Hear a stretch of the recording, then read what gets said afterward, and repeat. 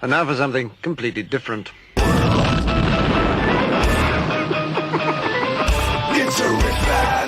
Forget everything you've been told by others before. Get ready for the real deal, the full story, real talk about money, markets, life. Now, it's The Real Investment Show with Lance Roberts, presented by RIA Advisors.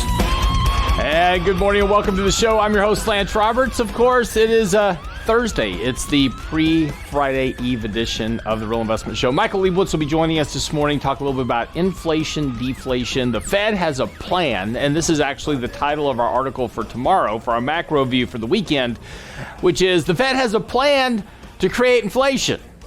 Same plan they had back in the last decade, but they're going to have a new plan to create inflation. We're going to talk about that some today, and actually whether or not they'll be kind of successful at that. But I have really good news for you this morning. The S&P 500 right now is only 2% from all-time highs. That's right. It's kind of hard to believe here. I mean, right? You know, you've got an economy that just printed off basically a 38% recessionary tack on an inflation-adjusted basis. You've got 50 million people unemployed, but the S&P is now 2% from its all-time highs. And that's actually good news because our good friends over at Sentiment Trader ran an analysis on this, talking about what happens historically when the markets hit a new high 6 months after a bear market. So this is pretty incredible if you actually look at this.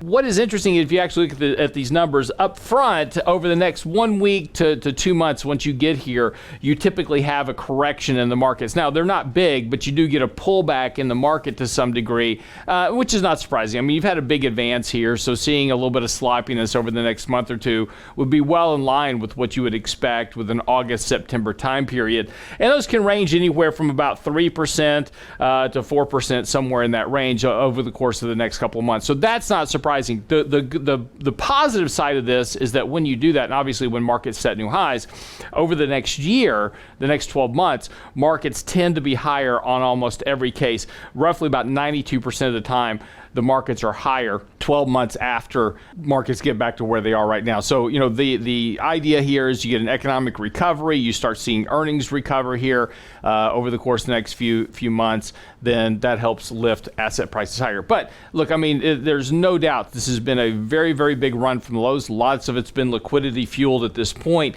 And here's one of the interesting side notes of this is that while the market's been rallying, we've talked about this on the show before, which is that it's really being driven by just a small handful of stocks, right? Basically your FANG stocks, Facebook, Apple, Amazon, Netflix, Microsoft, Google. Those stocks, those core stocks now have more market cap. This is pretty incredible when you think about it. The market cap of just those FANG stocks now make up more than the entire market cap of energy, financials, industrials, and materials combined. So, that's, a bit of distortion of capitalism, at least to say the least. But, obviously that can't continue to last. But the problem here is at some point when you do get a correction in those stocks, which you will, it's going to lead to a bigger correction in the overall market simply because of the function that they do make up such a big chunk of the market. Now, Apple, as we showed yesterday on the show, now makes up a very large chunk, about 6.5% of the S&P all by itself. So, I mean, that's going to be one of the problems. Eventually, Apple stumbles. Eventually, Amazon stumbles. It happens throughout history. Earnings will slow. The company is just too big. You'll have some antitrust regulatory issue come in, causes these stocks to stumble. That creates the problem with the overall market. So just pay attention to that. This is kind of a distortion in the markets. That's what's happening. But nonetheless, the overall positive bullish bias certainly remains intact. And that really shows up here as we talked about in Tuesday's Commitment of Traders report. Volatility has now been suppressed back to very low levels. So as traders have gotten more bullish in the markets, they've been basically stripping volatility out of the market. Shorting volatility has been an excellent trade for bullish traders in the options market right now. Volatility is now back to lows. Now, that suggests two things. One, there's absolutely no fear of a correction at this point. And the other thing is that provides the fuel for a correction, obviously. when that happens, you get a nice big drop off in the markets because of when you compress volatility, when it reverses, it has basically an explosion in the markets. But that's what we were talking about Tuesday on our Commitment of Traders report, is that short positions on volatility have been rising very, very sharply here since the March lows. And we're back to levels that provide that basic fuel ultimately for correction when it ultimately occurs. Outside of that, though, is that, financial conditions, this is a problem for the Fed. We'll talk a little bit about this morning with Michael Leibowitz when he joins us. But financial conditions also back to pre-crisis levels. So, this makes it a little bit more difficult for the Fed to do more monetary policy because there's not really a need for it. If you take a look at a lot of the programs, the PPP program, the Main Street Lending Program, the Corporate Bond Program, all these, there's not really a lot of uptake. These programs were very big when they were put into place, and there's only been a very small uptake in these programs. And with the financial conditions back to very low levels, companies being able to split stocks like Apple or share stocks in the sell stocks in the open market to raise capital, they have no problem going to the bond market to issue debt, either high yield or investment grade. No problems there. Basically, financial conditions, yield spreads, all very much back to very low levels, really suggests that the ability for the Fed to do a lot here at this point is going to become much more limited. So this is going to be one of the problems potentially that liquidity faces here over the next few months. And again, we'll be paying attention to it. But, with financial conditions so already back to very low levels, not a lot of need for additional liquidity at this point. A couple of other just sidetracks here for a moment, just talking about the world around us. UI benefits is obviously the big conversation. Donald Trump yesterday talking about, well, he can take executive action on unemployment insurance benefits or the eviction moratorium here. And UI benefits without the additional $600, this is one of the big concerns for the markets and for the economy, is that without that extra $600, UI benefits barely cover the average expenses of the individual person. So this is why this is such an important thing, because our entire economic dependency right now has been based on that additional benefit. So that's one of the big reasons why they're trying to get this done and get this pushed out. We'll see what President Trump says about this. Also, too, it's time to send kids back to school. They took a poll this morning talking about, would you send your kids back to school? Most Americans, which is on the far right-hand side here, most Americans say, yeah, they'd send them back within 12 months. The problem is they didn't ask the right question. Would you send your kid back to school if you would stop day drinking? And that answer was probably a lot higher. And the other question is, would you send your kid back to school if you could have your computer back because he's making more on Robinhood than you are on UI benefits? So that was the other question they didn't ask. Lastly here, I thought this was really important here because we've got the election coming up, and they took a poll of people and they said, what's the most important thing for the election to cover? The answers were the economy, healthcare, coronavirus, national security, education, taxes, immigration, the environment, blah, blah, blah. You know what's not on that list anywhere? Budgets, debts, deficits, Social Security solvency, sound money, basically anything that matters to the economy long-term and the health and wealth and prosperity of the average American, nowhere on the list. So, that's maybe we should start to focus on the issues that ultimately matter for the average American. But again, if you take a look at this, most people were obviously concerned about the economy, and at the bottom was relations with China. So maybe we need to start focusing on things that matter, ultimately, like our budget. Anyway, that wraps up our morning opening here. When we come back after the break, I'm going to get with Michael Leibowitz. We're going to talk a little bit about these sound money issues, right? Inflation, deflation, Fed policy, what all that means, and are they actually going to be able to create inflation, or is it just all a big deflationary spiral? Is that where we are? I'm your host, Lance Roberts, for Real Investment Advice. Don't go away. We'll be right back.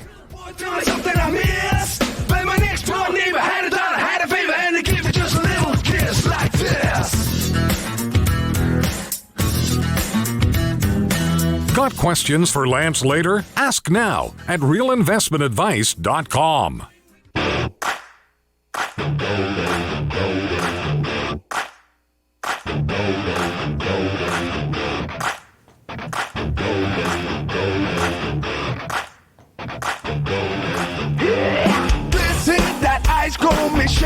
And welcome back to the show this morning. I'm your host, Lance Roberts. It is the Real Investment Show right here at realinvestmentadvice.com. Make sure you get by our website this Saturday.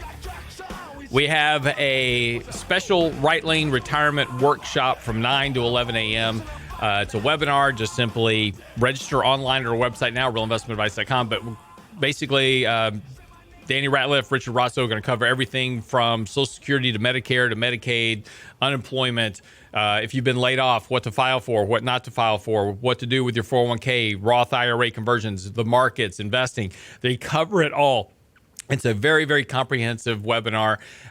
Simply sit at home in your robe, grab you something to drink, pay attention to what's going on. But you register now, though. I can't say they fill up fast because basically everybody comes. So normally these are sold out. I know there's no limit. Normally these classes are sold out literally within a couple of days. And but yeah, there's no limit. So make sure you get online. And they're always different. So if you've been one before, you know kind of what they're about. But everyone is different because things change, right? There's new stuff going on. So anyway, register online now at the website realinvestmentadvice.com for the Right Lane Retirement Workshop.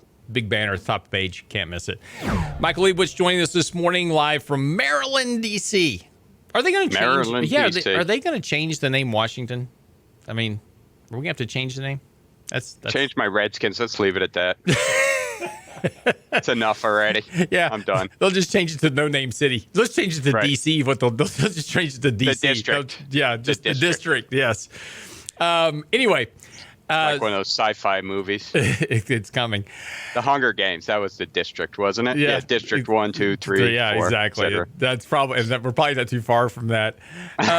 So, all right. So the Fed is about to head out to Jackson Hole here pretty quick, and this Via is Zoom. Yeah, we assume. It's going to be an interesting Jackson Hole anyway. But normally every time this year they have the Jackson Hole Summit, and this is where we start kind of getting thoughts about policy and kind of this is the congregation of the world's monetary leaders, so to speak. And, they talk about, we get leaks about what monetary policy is going to be, kind of views and thoughts. And those things tend to be trial balloons. They see kind of how the market and the economy reacts to it. And then if everything's okay, then you kind of see these policies show up.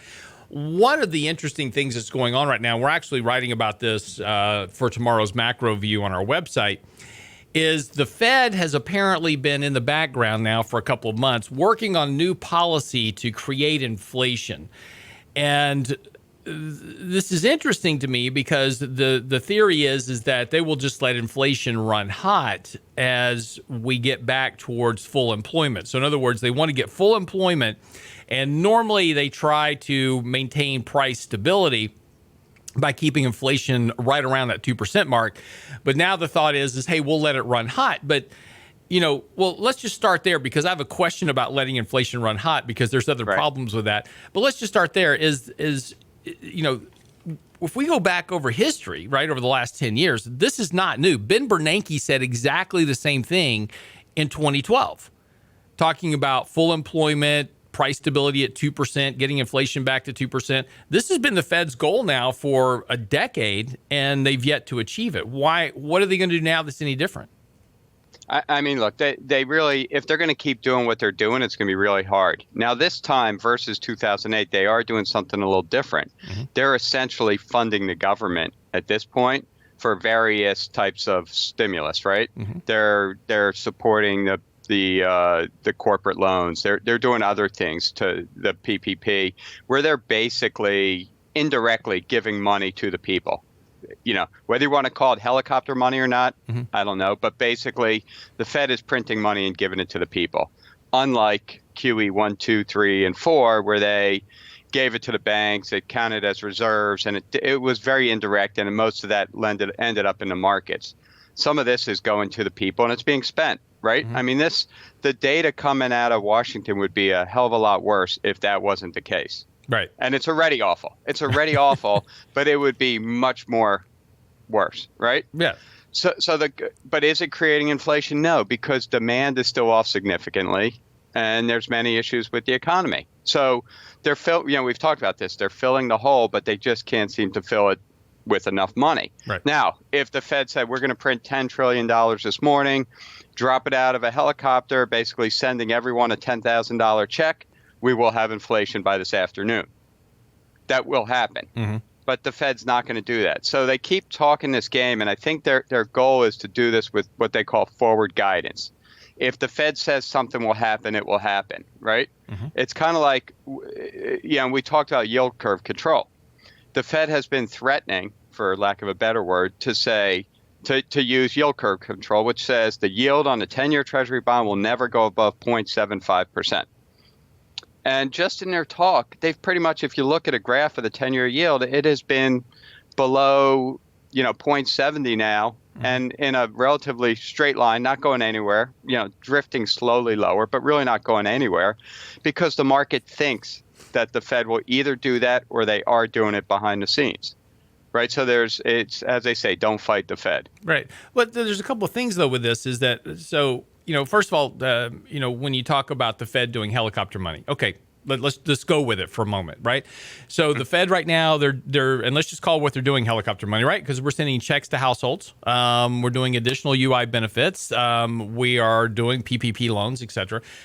And you're right to the point that we're just filling this hole because we're still getting deflation. Even though they're doing all this, we're still getting deflation because of what's happening within the underlying economy, right? But not as much as we would have. Well, I know. Right. Yeah. No doubt. I mean, no doubt there is support there because of what the government's doing. But the point is that you're still getting deflationary pressures. And so the issue is that in order for their policy to work, right, is that you've got to do this through the recession, and then when we get back to heading back towards full employment, so now employment's really kicking up, the economy's kicking along, you've got to keep supplying the money so that eventually you have an excess of money getting spent into the markets. Right now, the money's just basically filling the hole, but eventually you got to fill the hole and have more. That would lead to real price inflation. Now, that's not economic inflation. That's not good inflation. That doesn't mean that we're out producing more and earning higher wages. It simply means we're spending more because there's this excess liquidity sloshing through the markets. But that would have to be the policy to create inflation. And that's not something I'm sure that either they or Congress, ultimately there is a day where Congress doesn't come back and go, we can't keep running a $6 trillion deficit. So, right. No. And inflation's a problem, right? There was on Twitter yesterday, if you go check out my tweets, I think I posted it 5 different times for 5 different reasons. But I woke up yesterday morning, got the paper, front page of the Washington Post, top right. It said something like higher food costs is straining budgets, right? People are struggling in part because of the recession, depression, whatever you want to call it, but in part because food prices actually are a lot higher. Right. Because many costs are a lot higher, and the Fed plays this game where they tell us inflation is 0.5%, 1%. It's not. It's not for those of us that actually spend money, that eat food, that travel, that have kids in college, that pay medical expenses. And it also depends on where you live, right? Your rent, your house payments. Right. If you live in California, New York, Maryland, it's much different than living in Texas. Right, but you have food inflation. I mean, these supply lines are getting choked up in the meat industry, for instance, are affecting you just as much as me. Mike, you know that everybody in Texas has a cow in our backyard. I knew that. I'm sorry. Exactly. And an oil dairy. Oil well. Exactly. Yes. So right. And a horse. So the rest of us that have to pay for meat and oil. And by the way, oil is sneakily rising back up again. Yes, it's 43, 44 a barrel now. It is. And I know that's still relatively low compared to where it's been for the last few years. It's 100% higher from where it was. And that's the problem. The way they measure inflation is what it is today versus what it was last month. Yep. And even, last year. Yep. So you're going to see inflation numbers rising because of oil slowly working its way up. And oil is in everything. Well, but what the Fed does now, in all fairness, is the Fed goes, we have inflation, but it's because oil prices kicked up, and that's a transient issue. So we really don't have inflation because that's going to go away.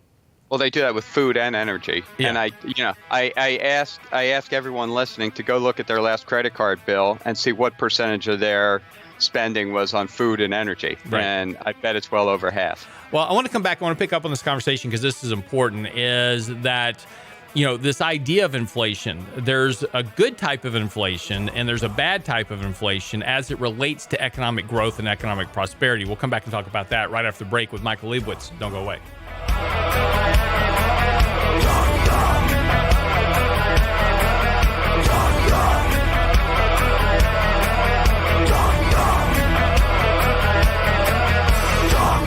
Real Investment Show podcasts are now available on iTunes. Listen anyplace, anytime at iTunes.com. Baby shark, baby shark, baby shark, baby shark, mommy shark, mommy shark, mommy shark. And welcome back to the show this morning. Michael Leibowitz joining me this morning, talking a little bit about inflation, deflation, and the Fed's prescription to make all of our lives better. They're going to solve all of our problems with monetary policy. Here's an interesting question, Mike. So you were talking about just for the break, we're talking about, food inflation, energy inflation. Of course, we strip that out to, having, what we call core inflation. So we X out food and energy because nobody eats or drives cars. So we just want to know what people, actually deal with. And of course, we do a lot of adjustments to even core inflation, right? We do what's called hedonics, and we say, well, you bought a computer, recently, and it's a lot more powerful than the one you had 5 years ago, so that's deflationary. There's all these things, right? We back in the 70s and 80s, before the Boskin Commission got involved during the Clinton administration. So President Clinton, when he was in office, there was an issue with the deficit, and we were running a deficit, and he wanted to get the deficit back to a surplus. So he borrowed $2 trillion from Social Security, replaced it with IOUs, got us back into a budget surplus for about 5 minutes, but hired the Boskin Commission to basically recalculate the way that we look at CPI, which was solely for the intent of lowering the rate of CPI to lower the rate of Social Security payments that had to be paid out, because Social Security payments are adjusted for the cost of living every year, or inflation, right? And it's based on CPI. So ever since then, we keep jiggering with CPI to keep the rate very low, and now it's become completely detached from what people actually deal with. Insurance costs, health insurance costs, college costs, food costs, energy costs, rent costs. We took out home prices and substitute what they called homeowners equivalent rent. There's all these funny gimmicks with CPI, and so it really doesn't focus on what people really deal with. But that's one point in and of itself. But the problem, though, is that what the Fed wants to do is create inflation, right? They want CPI up to 2% and not any higher than that, but they want it at 2% because somehow that's the magic number. But there's a good inflation, there's a bad inflation. If I just have price inflation, that's really a bad inflation, right? Because if I have just price inflation, if I send checks to households and everybody runs out and buys televisions and the price of televisions go up 300%, as an example, because of the demand, it's a supply-demand issue, that's not really good, because simply now the money I'm getting in my household will no longer buy me that television, right? What I need is inflation that comes from an economy that's generating higher rates of economic growth, higher wages, so that as prices increase because of demand, the wages are also increasingly rising as well to participate with those higher prices. So we have an economically driven inflation that's based on better economic prosperity. But just driving price inflation, which is what the Fed's trying to do here, isn't necessarily a good thing. They may get 2% inflation, but that doesn't mean that you're going to have a strong economic environment or a closing of the wealth gap. Right. No, and some people are going out and taking this money and they're buying stuff, which inherently is good, but it is pushing up the price of some of these goods that they're buying. But at the same time, wages aren't going up. There's 10+% unemployment. Mm-hmm. So there's plenty of workers to be hired. So all these corporations, no, they don't have to give any raises. In fact, they can give pay cuts, because who can fight it, right? Mm-hmm. What are you going to do? Quit and get a new job at this point? Right. So wages aren't going anywhere. They're going to try to push prices up. And it's, you're right. It's bad inflation. And it's the problem is we have these societal problems. And I think a lot of these we've talked about this, a lot of these societal problems there's a lot of reasons for it, but a good chunk of it is economic. And there's a good part of the population that's being left behind. And it's not just the poor. It's the middle class. It's the lower middle class. It's the poor. they're getting left behind at the expense of the very wealthy. And, it's very few and few at the top and a growing number at the bottom. Well, but this is also part of the distortion that the Fed creates as well. Look, I'm not trying to blame everything on the Fed, but the Fed says they've got the cure, right? The economy has the disease, they've got the cure, but 40 years of history suggests that they actually make the problem worse, not better. And right. Interestingly enough, if you want economic growth and inflation, good inflation, right? We want the economy firing all cylinders. You really want to move back towards a manufacturing-based society where people have to show up to a facility that they've got to produce something that requires a lot of inputs to it. Automobile manufacturing, building houses, these things require lots of inputs into them from a variety of different sources. So your multiplier effect benefits a lot more people.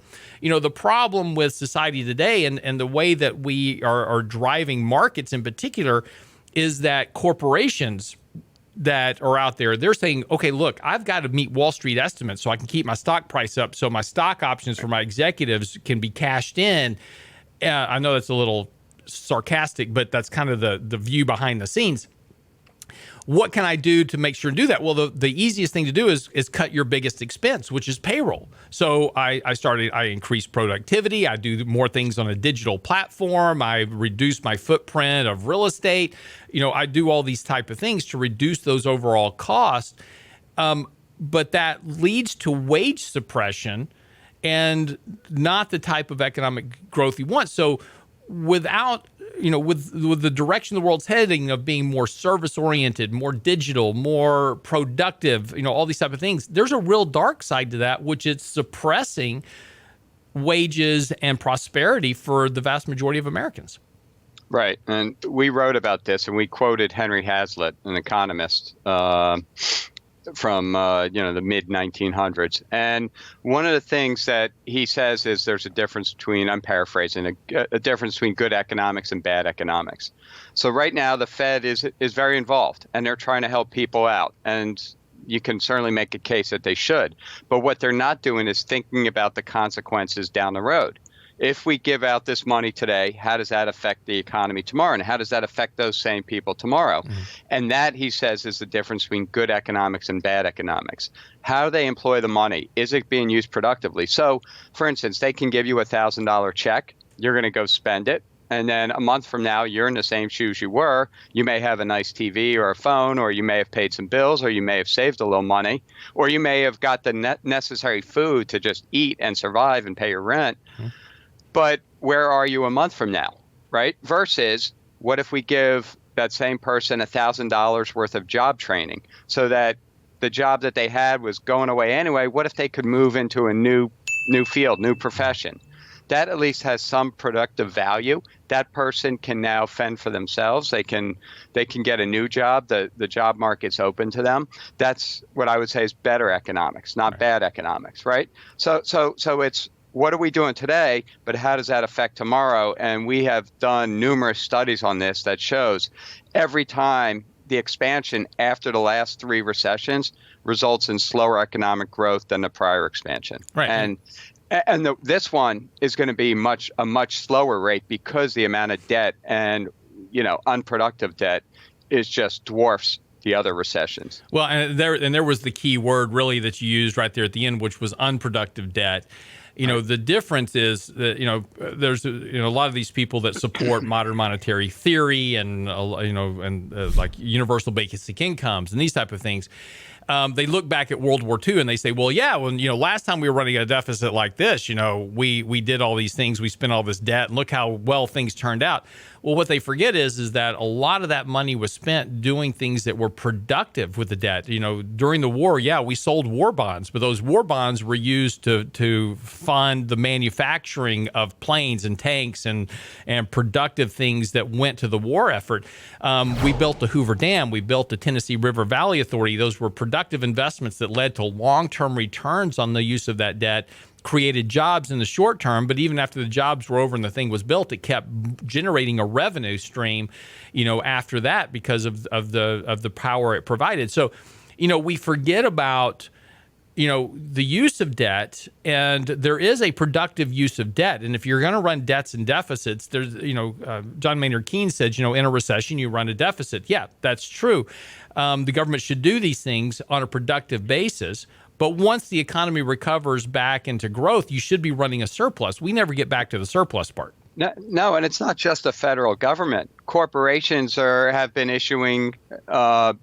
borrowing money to buy back stock. That's a very unproductive use of money, right? Individuals, the average size of our houses has increased. That's an unproductive use of money. Buying $50,000 cars instead of $20,000 cars. So it's at all levels. We have this unproductive debt that can't be repaid because it doesn't produce any value in the future. It has its consequences. So we're all guilty. Right. But I want to talk to you about something because that brings up a very interesting part about this whole conversation. Back in the 70s, this is where this all started because we were terrified of spiking rates of inflation and interest rates back in the 70s. The question is really, was it a bad thing? And we'll talk about that when we come back from the break. Don't go away. Wait, the boys, red leaves when the sound of the beat. Yeah. Another one bites the dust. Another one bites the dust. Another one gone, and another one gone. Another one bites the dust. Get daily investment news you can use, delivered at the speed of the internet. Sign up for the Real Investment Report now at realinvestmentadvice.com.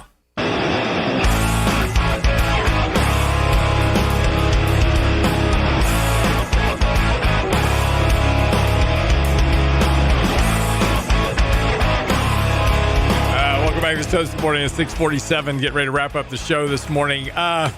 Poor guy on Fox News right now. This guy wants to ask his girlfriend to marry him, so he puts "Marry Me" on the ground in his house. In the corner of the house, he puts "Marry Me" and candles across the floor. Oh, how romantic! It's very romantic until it burned the house down. I'm not sure, but I think it might have been in Florida. Oops. So we'll see. You mean Florida man's getting married? Maybe. Oh my gosh, they'll procreate. All right, Mike. So I'm going to wrap this conversation up. It's interesting because the Fed wants to create inflation. We've had since the 1980s, we've had this continuing fall in inflationary pressures. Along with that, interest rates have fallen. Along with that, economic growth has continually fallen off.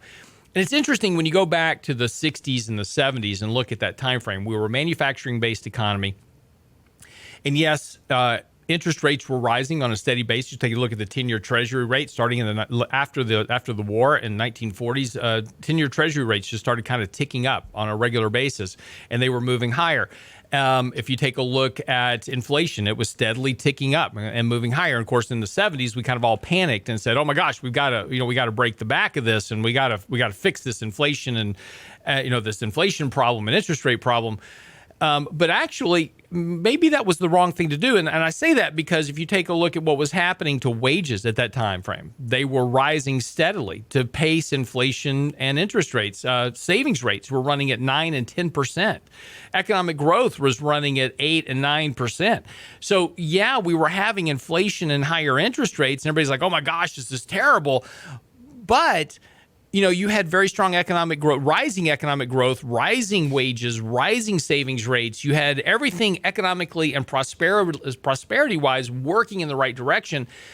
Since we decided to tackle that problem and fix it, we've now run 40 years of declining interest rates, declining inflation, and this has really led to something. And you touched on this earlier, which is, we all need 50,000 cars, not $20,000 cars. We need bigger houses, not just a house big enough for us to live in.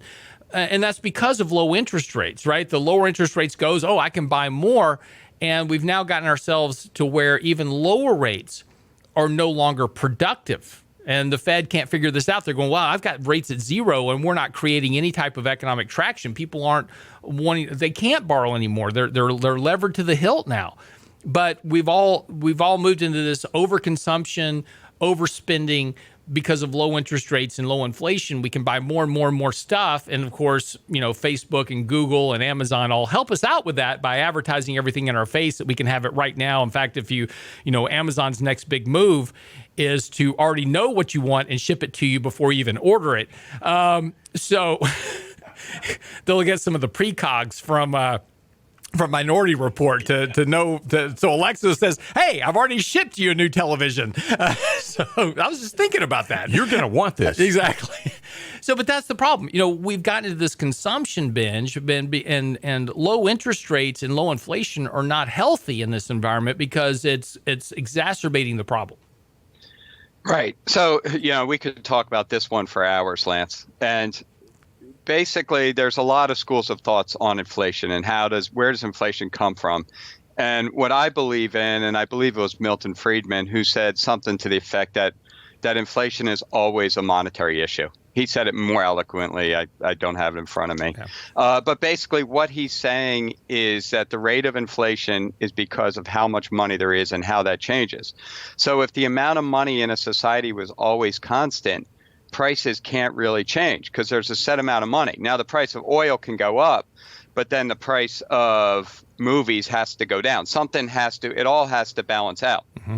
And unfortunately, what happened in 1971 was that President Nixon decided that we're going to get off the gold standard. So this country used to be run by a gold standard, which was partially taken off in the 30s and then completely removed in 1971. And what the benefit, there's problems with the gold standard too, but one of the benefits is that it's a strict rule on how much money can be printed by the Federal Reserve. So in August of 1971, the Federal Reserve they took the handcuffs off. They could do whatever they want. So for the next 10 years, now we're running inflation. They're printing money to win the Vietnam War. They're doing, to Lyndon Johnson's, all his social plans on top of the war. So, the Fed has this new power to print money, and that's what they're doing. And then under Paul Volcker, they get some religion. They say, no, we can't have this inflation. We're going to take money out. And sure enough, inflation comes down, interest rates come down. And it's during that period that they figure out that they can be the manager of the economy via how much money is out in the system. And they've taken it to a level where they've decided that we're going to allow debt to run this economy, and we don't care whether it's productive or unproductive. And there's so many graphs that go back to the early 1970s where you can see a distinct change in the quality of our economic growth, right? Wages. Mm-hmm. I mean, all kinds of indicators. It's crazy how many of them kind of start between 1971 and 1981 when the Fed really started taking control of managing the economy versus letting our decisions, the American people and the people around the world, decide what they want to buy, what they want to sell, what they want to do with their money, how they want to invest it. And, we're 50 years after that point, and these are the consequences. These are the bad economics paying off in spades. Right. But we also have taken, on top of that, we deregulated the financial industry, which led to, hey, if you want a credit card, here it is. Right. And so, which is money creation. Well, yeah, exactly. So we between 1980 and 2000, leverage in the economy increased by over $12 trillion, and you've now almost doubled that again over the last 20 years. From the standpoint, but you're getting less and less economic growth. So you're increasing, it's taking more and more debt. We show graphs on this all the time. And back to your point, beginning in 1990 was when basically income, wages, and savings would no longer cover the cost of living, and you now had to add on debt to make sure you could maintain just the basic cost of living. And now it takes an average of about $4,000 a year of debt just to sustain a standard of living in the United States. And so despite the fact that, people are making lots of money, or at least seem to be, they're actually getting poorer and poorer because of these policies that have come along. And for some reason, this is something that, kind of bypasses everyone, and particularly those in power. And it was interesting. I put a graph up this morning during our opening commentary showing the top 10 most important things about the upcoming election, right? Number one was the economy. Yes. Number 10 was China. Everything in between was like taxes, education, climate change, all this. Not one thing on debts, deficits, Social Security, insolvency, things that really matter long-term to people's prosperity, health, and wealth. Right. Nothing on that. Let's just focus on, these big macro issues that don't really ever change anyway. Right. Look, Lance, we both know that if we were running the Fed, we were running government, we could get us out of this depression in 10 minutes, right? We could give everyone $10,000 checks and we'd be running 20% economic growth, right? And we could keep giving them those checks and keep running 20% growth. The consequences in the future are massive, and you pay the price. None of this comes free. I know everyone likes to think the $1,200 checks are free and the PPP loans that they forgive are free, and all these gifts are free.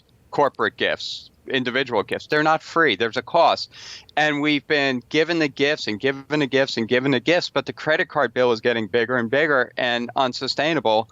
And it's showing up in growth that's barely positive. And by the way, we can't have, our system does not work on flat to negative growth. Right. The whole democracy, capitalism needs growth. It thrives on growth. It will be a huge problem without growth. Right. Well, it already is. I mean, you've got to have more than 2% growth. That just sustains your population growth at 2%. That's what they call it. Right. That's why 2% economic growth on an annualized basis is called escape velocity. You've got to get above that just to really absorb the population growth. And we're talking about now running somewhere between 1.5 to 1.75% economic growth at the best. This is, and so what you're going to see is, of course, widening of the wealth gaps, more riots, more social unrest, and because all this does come back down ultimately to the haves and the have-nots, and that gap is getting wider and wider and wider. Right. It's everything we see today is going to get worse and worse in the future, and everything they're doing has zero. There's no discussion about the future, right? The Fed isn't saying, okay, we understand what we're doing and we understand there are consequences. So come 2023, we're going to raise rates and we're going to remove the QE. The government could be saying, okay, 2023, we're going to raise taxes on this. We're going to stop spending money on that. We're going to work towards getting the deficit back down to, some somewhat manageable number, maybe even run a balanced budget. Who knows? But it's always, here's what we're going to do. Who cares how we're going to pay for it, right? Just here's what we're going to do. We just have to do it. We got to save the day again and again and again. Never a discussion about how you're going to save tomorrow. And that's the future we're leaving our kids. And that's right. We talk about this all the time. Of course, this is not anything new. Be sure to get by our website. Mike actually has an article out right now on the website, basically talking about the good and bad economics. And then tomorrow's macro view is going to be talking about inflation. And, yes, the Fed has a plan to create inflation and get us back to full employment growth. But we're going to talk about the history of just how successful they've been at these things and what the data suggests is likely going to be that outcome. That's in tomorrow's macro view. Of course, make sure you're signed up at the website as well for our newsletter. Just simply click on the newsletter link. That comes out every Saturday. We talk about the markets. By the way, Mike, S&P only 2% from all-time highs. So it's off to the races now. This Friday, Thursday, Friday, next Monday, one of those 3 days. I think it's either going to be Friday or probably by Wednesday of next week. I think we got employment on Friday, so that could do it. Yeah, but we're going to have bad number could do it. Yeah, but it's going to be like they'll fudge it. It'll be like 20 million employed, so we'll be back to full employment by tomorrow. But anyway, get by the website, get signed up for all that. Make sure and also that you register for this weekend's Right Lane Retirement Webinar. It's on the website now. The Right Lane Retirement Webinar is this Saturday from 9 to 11 a.m. Just show up in your robe with a cup of coffee. We'll take good care of you. It's all at the website now, realinvestmentadvice.com. And like I said, tune in, get all of our shows, podcast updates. It's all there at the website, realinvestmentadvice.com. Mike, thank you so much, sir. We appreciate you. See you next week. In the meantime, have a great day, and we'll be back tomorrow for the next edition. It is Financial Fitness Friday tomorrow, right here on the show. I'm your host, Lance Roberts. Have a great day, and make sure to stick around, though, because Chris Salcedo is coming right up. Money, money, money, must be funny in a rich man's world. Money, money, money, always sunny in a rich man's world.